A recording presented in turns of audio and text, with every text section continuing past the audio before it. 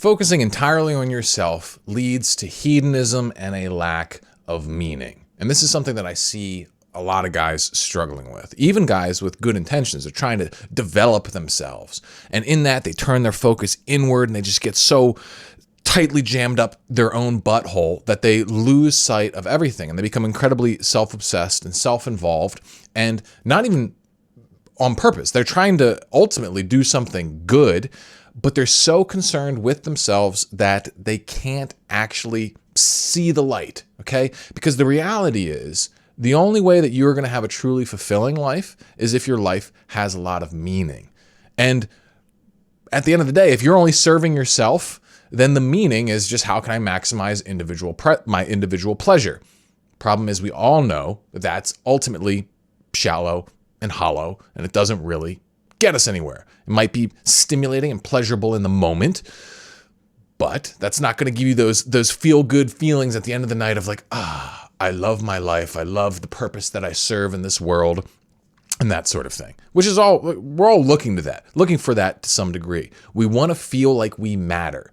The only time that you're going to matter is if you plug into other people, all right? You need to focus on others. Now, that's become kind of like a taboo idea in the manosphere, and I get this, there's a lot of bitter men out there who are like, oh, society only cares about me because of what I can do for them. And if, the man must become, women just are, and that's bullshit. I don't want to become, I don't want to do stuff. And they whine about it and they bitch about it. And like, I get it, but that's also the way the world works. It's also the way our sexual culture works. Like as a man, you need to have status, and the way you get status is by doing things of value for society at large, right? Like that's what we evolved for. We evolved to value the man who generates value for all of us. And so it's all built around this. And so you gotta care about others. But how do you do it in a way that doesn't destroy you? Because that does happen. Guys, they go way too hard down this road of self-sacrifice. I'm going to give everything to other people, and they deplete themselves. And women will do this too. It's like, that real mothering type who, will tie herself in knots to make her baby happy. And she ends up just like turning herself into a mess. She's not taking care of herself, like, that sort of thing. Like, you have to take care of yourself in the process. Otherwise, it limits what you can actually do to serve the world. And also limits your ability to enjoy the spoils of serving the world. So there needs to be this balance of taking care of yourself, but ultimately you're taking care of yourself so that you can serve those that you love and care and devote yourself to better, okay? Now, how do you do this? How do you pull this off? Because taking care of yourself, it's kind of at odds with this idea of giving to other people. And it seems like you almost got to like try and switch states and constantly like, balance the one against the other and that sort of thing.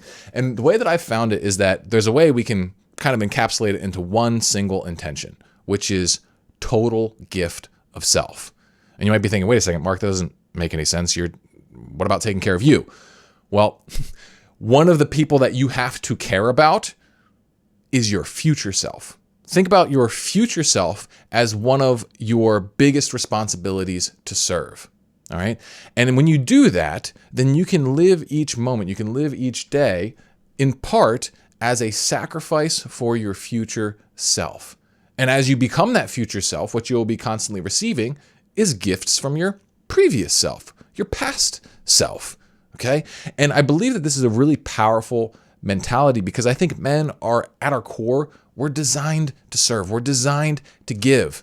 And that ends up getting corrupted. That's what the simp is. The simp is the guy who is serving in a disordered way. He is serving at the wrong altar. He's serving at the altar of pussy, right? He's like, I'm going to lay down myself for you, madame. And like, they prostrate themselves in front of the pussy. And it makes them less attractive. It makes them unable to care for themselves and all that kind of shit. So it's like, that's not what we want to do. We want to be engaging in constant self-sacrifice, but first and foremost to our future self.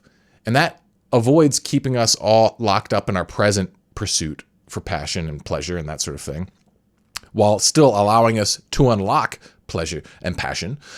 But it also allows us then to keep a proper context of like, okay, this future self, he exists in a society of other people. So it's like serving that future self also means that I have to integrate with the other people, right? Because that future self's not going to be happy if he's isolated. He's not going to be happy if he has no meaning. He's not going to be happy if no one else cares about him. And so by putting it like that, it's like you are constantly serving like this little city of people inside of your mind. So like for me, for example, it's like I got my future self in there. It's a top priority, along with my wife and my daughter. And then I've got all you guys that I try to serve with my work. And then I've got my friends and I got my family and that sort of thing. And so every single day, the way I try and think of it is like, I am offering up my life. I'm offering up my life to that little city of people. Now, you might counter with, well, when do you actually get to enjoy the moment, Mark? Well, sometimes that's the best thing that you can give your future self is rest, relaxation. You give your future self memories, all right? And when you're thinking about that, when you're constantly thinking about, hey, this is all going to end, right? And this is all going to end. And so because of that, there's going to be future selves and then nothing. And so it's like you have to at some point, like the way I think about it is like, I want to make sure that me on his deathbed, assuming I don't just, die instantly or whatever, that me on his deathbed, he can look back at a life incredibly well lived. And the only way you can do that is if you enjoy proper memories, you create proper memories, you have pleasures in your life, but you do it in a way where it's like you think about the person who's coming the next day and the next day and the next day. So it's like if I enjoy a good meal, future me will look back fondly on that meal. If I overdo that meal, I just like binge super hard, well, future me is going to have a stomach ache. Future me is going to get fat, okay? And so it's like you have to enjoy that moment with the future self in mind. And so when you think keeping this mentality fresh and present, I think it's huge. I think it really puts a lot of things into clarity, right? Like if you are, for example, trying to just live a torturous existence in the moment, like I'm going to sacrifice all pleasure so that I can get to this ultimate state. Okay, that would be the extreme version of this thought. And if you do that, what ends up happening is that the person tomorrow has to step into that. It's like you're basically signing up the tomorrow you and the next you for torture. And like, yeah, theoretically down the line, there'll be some guy who gets the benefit, some future you who gets the benefit. But in a lot of cases, you got to ask yourself, what's the chances of even getting that guy? Can I trust the guys in the chain of future me's to stay in this game of self-torture? No, probably not. Not if you know yourself, right?